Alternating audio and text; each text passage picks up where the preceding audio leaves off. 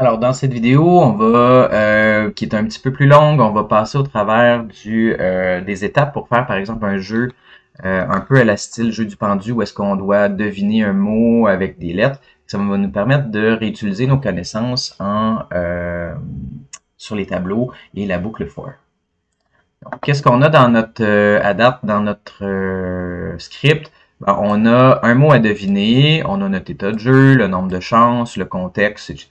Et en fait, on n'a pas besoin de la touche enfoncée, on a juste besoin de la touche relâchée. Donc, ce qu'on va vouloir faire, c'est à toutes les fois qu'il y a une touche qui est relâchée, ça s'exécute une fois par touche. On veut peut-être accumuler les lettres dans un tableau pour savoir, ben, est-ce que j'ai appuyé sur le A, le B, le C, le L, peu importe. Puis, est-ce que ça fait partie de mon mot? Si ça fait pas partie de mon mot, ben là, à ce moment-là, je vais enlever des points. Puis si j'ai plus de points, ben je vais perdre. Puis, j'ai ma boucle de jeu où est-ce que je vais pouvoir dessiner au fur et à mesure le mot qu'on choisit. Donc, je vais me faire ici un tableau des lettres essayées. Donc, le tableau avec les lettres qu'on a essayées, on va les mettre, il va être vide au début du jeu. Puis à toutes les fois qu'on va rajouter une touche, ben on va rajouter une lettre à l'intérieur. Puis si la lettre existe déjà, ben on va essayer de regarder si elle est déjà là, on va pas la rajouter une deuxième fois. On va commencer avec ça. Donc, à toutes les fois qu'on veut détecter une touche du clavier, c'est un événement qui up ou qui down, on a une fonction, puis on a un paramètre événement qui contient l'information sur la touche. Let touche est égal à événement.key. Mais là, le problème, c'est que je peux avoir CTRL, ALT, ENTER, BACKSPACE. Puis ça, c'est des touches qui sont pas vraiment celles qui m'intéressent. Je voudrais avoir juste celles qui ont une longueur de 1 caractère. Donc, les phrases, les chaînes de caractères, c'est un peu comme des mini-tableaux. C'est comme un tableau de lettres. Okay, vous voyez ça, une phrase comme un tableau avec plusieurs lettres. Mais on peut utiliser certaines méthodes des tableaux qui sont aussi accessibles sur les strings. Donc là, je pourrais dire, comme la propriété length, elle est accessible sur les deux. Donc, touche.length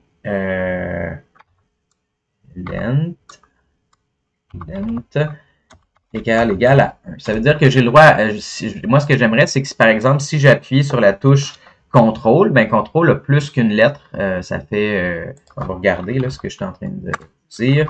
On va tester cette touche. Si j'arrive ici, j'appuie sur CTRL. Vous voyez, le mot CTRL contient 7 lettres.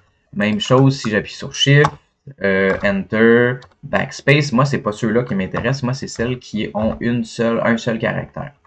Donc, si la longueur de ma touche est de un seul caractère, ben là, je vais voir, est-ce que mon tableau, on avait vu que dans dans la vidéo sur les tableaux, on peut ajouter quelque chose avec la méthode push. Là, je vais dire, on va rajouter la touche à l'intérieur. Puis, on va faire un console.log de tableau de lettres essayées. Donc là, maintenant, j'arrive ici. À toutes les fois que j'ajoute une lettre, sauf que là, ça me permet, j'ai le droit d'ajouter plusieurs fois la même lettre. Moi, ce que j'aimerais, c'est que la personne, une fois qu'elle s'est trompée une première fois, ben qu'on ne puisse pas remettre la même lettre dans le tableau une autre fois. Donc, comment on ferait ça? Ben, on aurait une deuxième condition. Et tableau de lettres essayées. Puis là, il existe une méthode dans les tableaux. On va aller voir la documentation. Pas contains, includes. Une méthode qui s'appelle includes qui dit, ben, est-ce que, comme ça, est-ce que mon tableau contient déjà la touche? Ça va cette méthode-là, include, ça retourne un booléen, vrai ou faux. Donc, si c'est vrai, ben, si la touche est dedans, ça va retourner vrai. Si la touche le mot n'est pas présent dans le tableau, ben, ça va retourner false. Donc, moi, ce que je voudrais, c'est si c'est faux, ben, j'aimerais, si ma touche c'est 1 de la longueur et qu'il n'est pas déjà dans le tableau, ajoute-le. On va tester ça maintenant. Oh, j'ai enlevé mon console.log.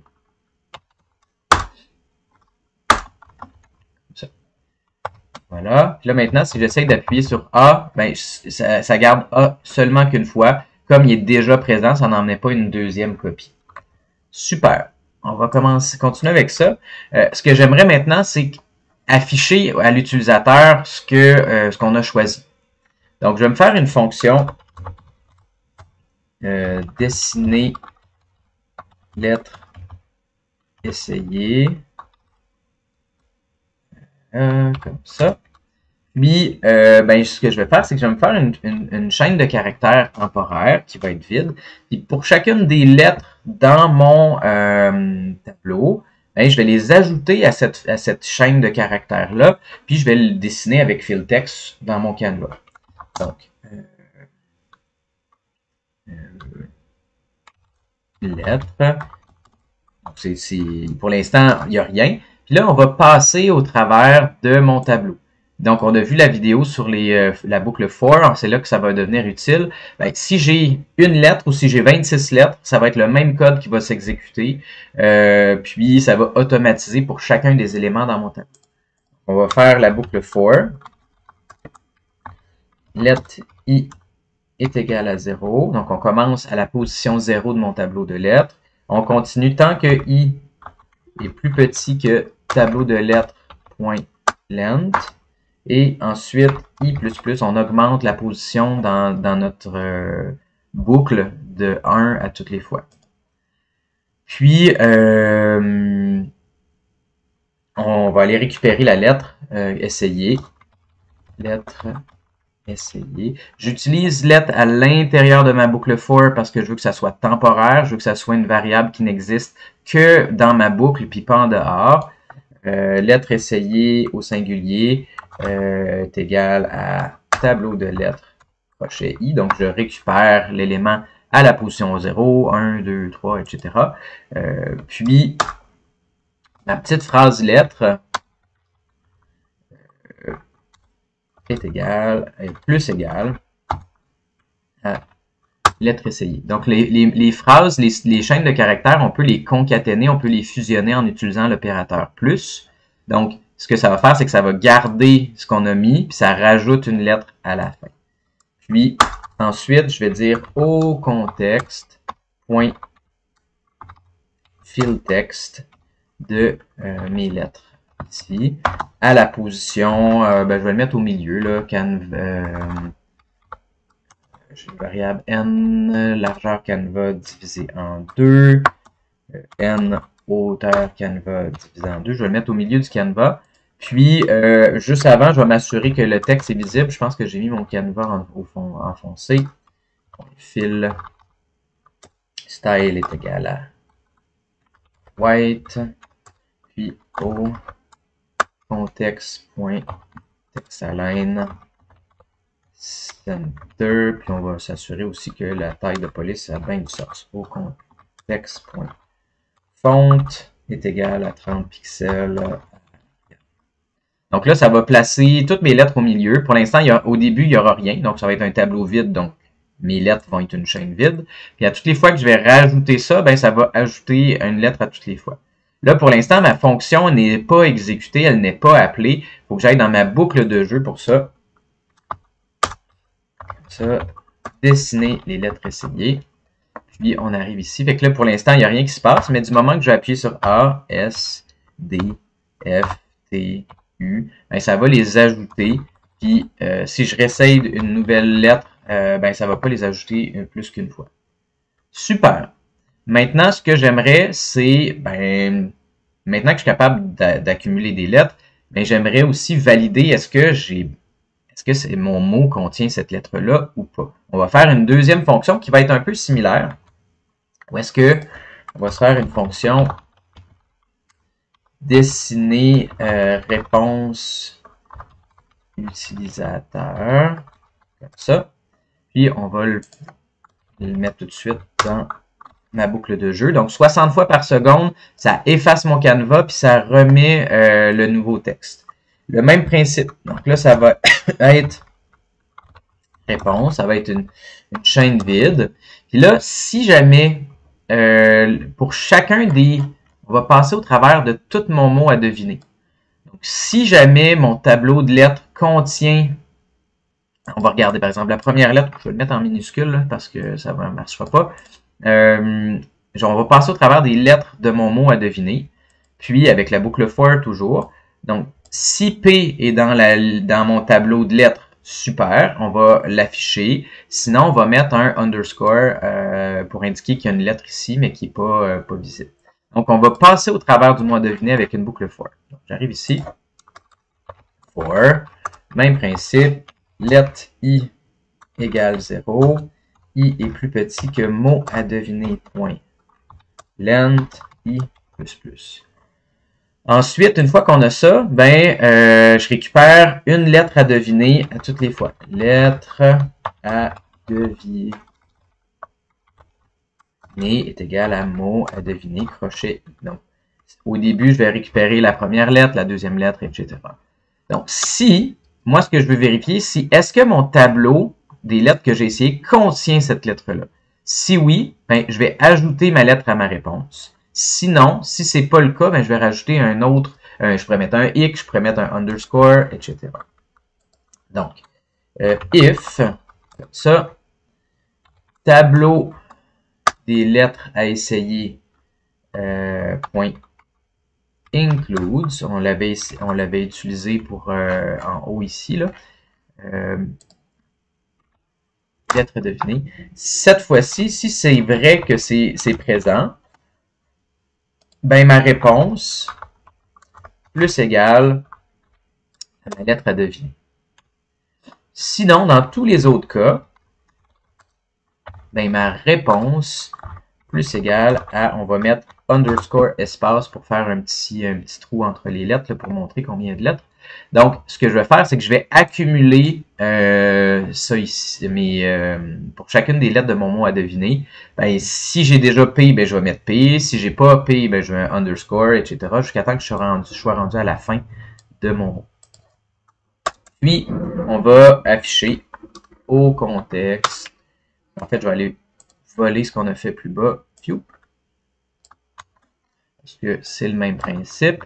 Puis là, au lieu de lettres, ça va être ma réponse que je veux afficher dans mon fil texte. Puis là, il faut que je le décale un petit peu en Y parce que mes deux mots vont être un par-dessus l'autre. Fait que je vais le mettre plus 60 pour qu'il soit un petit peu plus bas. 60 pixels. Comme ma fonte, c'est 30 pixels de haut, mais ça va faire comme un double interlignage. Il va descendre de 2.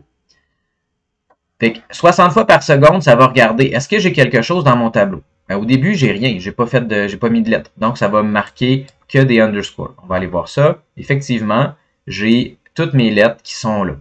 Et du moment que je vais avoir une lettre dans mon tableau des lettres essayées, par exemple, si je mets A, ça l'ajoute en haut. Puis ça me dit, tiens, tu as 2 fois A dans cet élément-là. Puis le reste, ça reste des underscores. Ensuite, si je mets T, tiens, j'ai 2 T. Si je mets G, j'ai pas G. T, P, parfait. Comme ça. Donc, voilà, ça nous permet d'accumuler comme ça. Là, maintenant, ce que je voudrais vérifier, c'est si mon mot, ma petite phrase, ma réponse, pardon, est pareille à mon mot à deviner, là, j'ai gagné. Ça serait une façon de finir la partie. Donc, on va regarder ça. On va aller dans mon code. Si, c'est pas ici que je veux faire ça. Moi, c'est à toutes les fois que... est-ce que c'est ici? Attendez.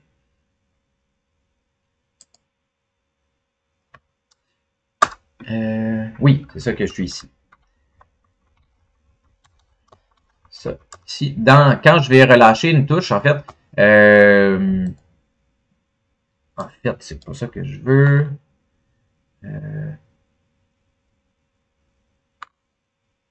Je suis ici. En fait, il y a deux choses, excusez, ça s'est bousculé dans ma tête. On veut enlever des points. Si jamais on veut enlever un nombre de chances, si jamais la personne n'a pas mis la bonne lettre. Si c'est vrai que touche est 1, mais que c'est pas ça que je regarde du tout. Moi, ce que je voudrais vérifier, c'est si on va faire une autre boucle, on va passer au travers moi, je voudrais vérifier, est-ce que quand j'ajoute ici, non, ouais, je me mets dans ma boucle ici, c'est ça qui m'intéresse, excusez, il y a un petit moment d'égarement. J'aimerais dire, OK, la lettre que je viens d'ajouter, est-ce qu'elle est présente dans patate? Si elle n'est pas présente, je descends mon nombre de chances. Donc, if, à l'intérieur ici, si mot à deviner, point includes. Donc, il y a également la méthode includes est disponible sur les chaînes de caractères aussi, comme c'est un peu comme un... C'est pas un array, là, c'est pas un tableau, les chaînes de caractères, mais il y a certaines méthodes qui sont partagées entre les deux, qui font la même chose. Donc, si ma touche, si c'est pas le cas, donc si c'est pas présent dans mon mot, donc là-dedans, si j'ai pas cette touche-là, ben là, je veux diminuer mon nombre de chances moins égal à 1.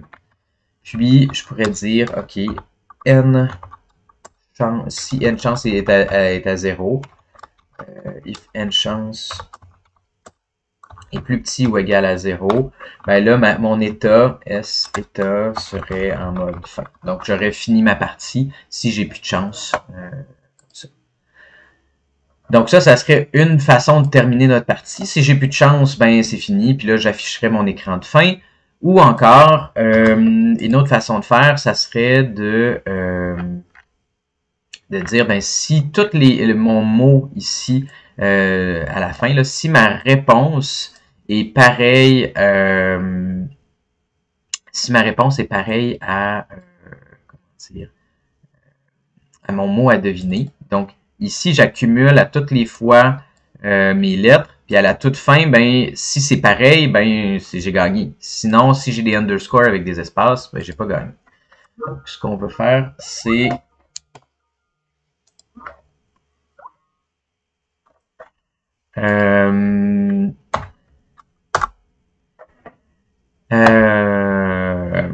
excusez, j'ai eu un appel sur Teams.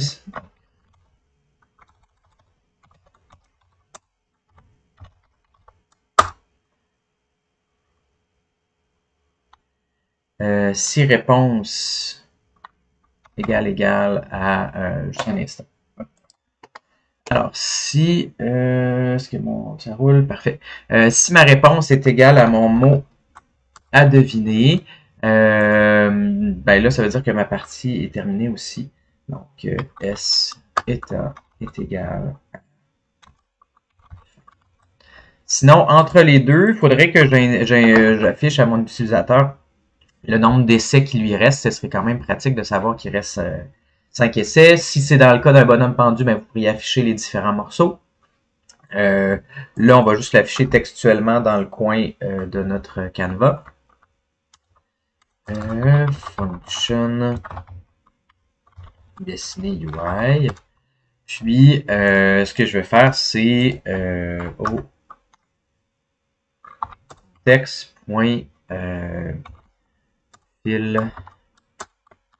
text. Je vais utiliser mes backticks ici. N chance. Je vais mettre le mot chance. Puis là, je vais l'ajouter, je vais le placer à droite. Donc, ça va être N largeur Canva moins, je vais mettre ça à 50, moins 60, la 60 du haut, peut-être 30, je vais voir. Puis, je vais juste m'assurer que je vais mettre ma taille de texte, je vais la mettre à 20, mettons, puis je vais l'aligner à droite pour que mon texte soit bien collé sur le côté droit de mon écran. Puis maintenant, ben, si je m'en vais sur dans ma boucle de jeu, je vais appeler dessiner UI. Puis maintenant, si je regarde, ben, j'ai 5 chances. J'ai ma lettre, donc j'ai pas perdu de chance. Maintenant, j'ai essayé, la lettre ne fait pas partie de mon mot, donc j'ai perdu une chance. H, j'ai ça ici, etc. Fait que là, si ben là, faudrait que je fasse mon écran de fin. Il n'est pas fait, mais vous comprenez le principe. Donc là, avec ça, ben, ça fait le tour un petit peu de comment on fait un jeu avec roche, papier, ciseaux, pas roche, papier, ciseaux, avec le jeu du pendu, pardon. Puis, comment utiliser les tableaux et les boucles for et les méthodes de boucle pour arriver à ce résultat-là. Si jamais vous voulez aller voir sur la documentation sur MDN, Mozilla, on pouvait taper array ici. Puis vous allez avoir sur la gauche toutes les méthodes dont je parle tout à l'heure. Donc on a parlé de includes, mais il y en a vraiment beaucoup. Il existe la méthode filter, find, on peut avoir la méthode push qu'on a déjà utilisée, pop. Mais il y a une méthode pour trier, pour reverse, pour renverser un tableau, pour changer l'ordre. On avait splice qu'on a utilisé aussi pour enlever puis rajouter un élément dans notre tableau, etc., etc., etc. Donc, il existe toutes ces méthodes-là. Allez les voir pour que allez chercher la documentation, puis ça vous donne des exemples comment l'utiliser aussi. Avec puis là, il est en anglais, mais on peut le faire en français aussi. Donc ça vous donne toute l'information, puis comment ça s'utilise dans un contexte de programmation. Même chose pour la boucle for. Si jamais vous ne vous souvenez plus comment écrire la boucle for, ici, ben, vous avez toute la syntaxe là, pour vous, comment passer au travers. En ce moment, ils mettent un chiffre fixe, mais ça serait, nous, dans le cas à nous, ça serait la longueur d'un tableau. Voilà. Je vais arrêter la vidéo là, puis pour la suite, on va continuer les manipulations de tableaux. Comment trier, chercher, enlever, prendre un élément aléatoire dans un contexte de jeu.